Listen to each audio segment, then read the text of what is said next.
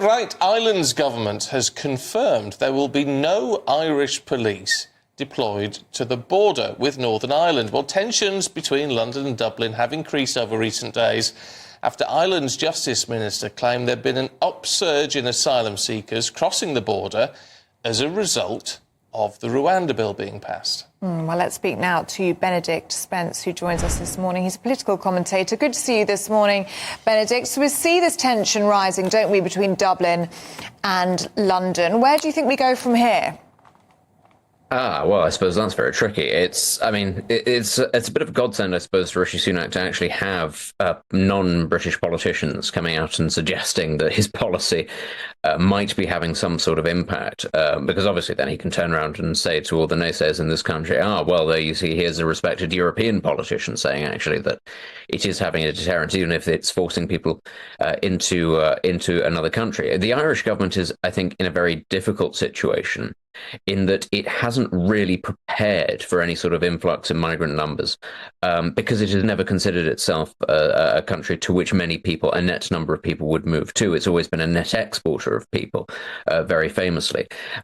You combine that, I think, with the anger that there has been growing in parts of the Republic over large numbers of migrants arriving, and the behaviour of some of those migrants and the resources that are being given to them. And I think you can see that it's a rather difficult situation. And blaming the British government is a very easy way, I think, to curry favour in the Republic at the best of times, certainly on this. But the efforts to move people back to the UK, efforts to put people, police on the border, the Irish government has gone to great lengths to say that a hard border on the island of Ireland would be unacceptable for various different reasons. They can't, in all good conscience, turn around now and say a hard border is unacceptable, except for this very limited and specific thing that is now beginning to affect us, which should be an EU-wide issue.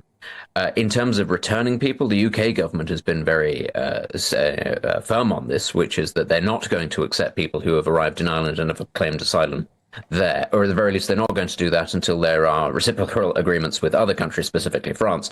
Of course, election year in France, Emmanuel Macron is not polling particularly well. Migration is a very serious issue there. That's not going to be a thing either. So I imagine, actually, that the Irish government finds itself in a very difficult situation where it is going to just have to, I think, suck it up a little bit and take a lot more people than it expected.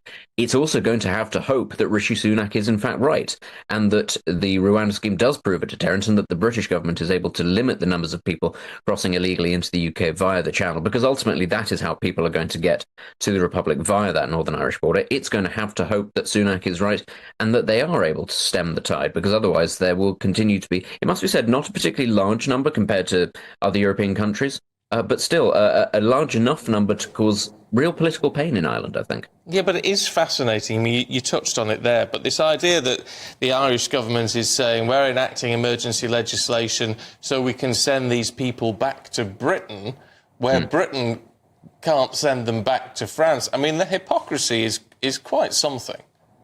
It is, and it flies in the face slightly of what a lot of commentators say in this country, which is that Britain is almost alone in its desire to be beastly towards people who are coming, and that the Rwanda scheme is sort of uniquely awful. Actually, European countries in general are struggling with this issue. Lots of them are trying to come up with solutions to the problem. The Danish government came up with a hilarious wheeze a couple of years ago, where it decided that even though it didn't legally recognize the government of Syria, it was going to decide that certain parts of Syria were safe so that it could deport people back.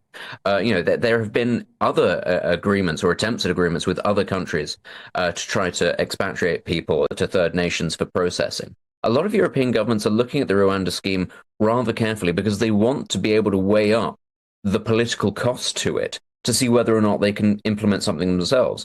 Now, the Republic, as I say, it's never really faced this issue before, but countries like Germany and France are absolutely interested in seeing how this goes. As you say, the hypocrisy there, with a lot of commentary saying that these sort of repatriation schemes are awful, is tempered by political reality, which is that the numbers of people coming are proving incredibly unpopular in a lot of European countries, and the resources are being stretched too thin. There has to be a solution to this beyond simply let people in and put them up at the taxpayer's expense, because increasingly a lot of people are not happy to put up with that. Benedict, we can see that this is causing tension in the Republic of Ireland. We've seen protests there for the last week or so. How much do you believe in what the government is saying here, that this is because of the Rwanda scheme and it's working as a deterrent? I don't actually believe that that is why people are going to the Republic of Ireland. Ultimately, the Republic of Ireland it's a safe country. People speak English there, so it has many of the benefits that the UK does. But actually, you don't have the same drain on resources relatively as you do in the UK. There hasn't been this sort of ongoing process of people coming to the Republic. So it's sort of seen as slightly more fertile ground. We also have to remember, actually, that this uptick, it's not just happened in the last couple of months. It has been a gradually increasing process since 2021-22. It's only now that it's sort of reached a critical mass. Ireland, I suppose, therefore, is paying the price for its own success. And we also have to remember, if you're a migrant and you're coming to Europe and you're trying to think, right, well, where would be a good place for me to be economically? Ireland has massaged its economic figures for some time via the fact that it is effectively a tax haven. Many large international corporations that want to operate in the Eurozone and the European Union base themselves in Ireland because of favourable tax situations. That boosts Ireland, the performance of Ireland's economy. Its GDP appears to be doing a lot better than it actually is. Why wouldn't people look at the Republic of Ireland and think, financially, that's not a bad place. It seems like a very wealthy country. Why have I never thought of this before? Okay. Oh, well, interesting. Benedict, good to see you this morning. Thank you.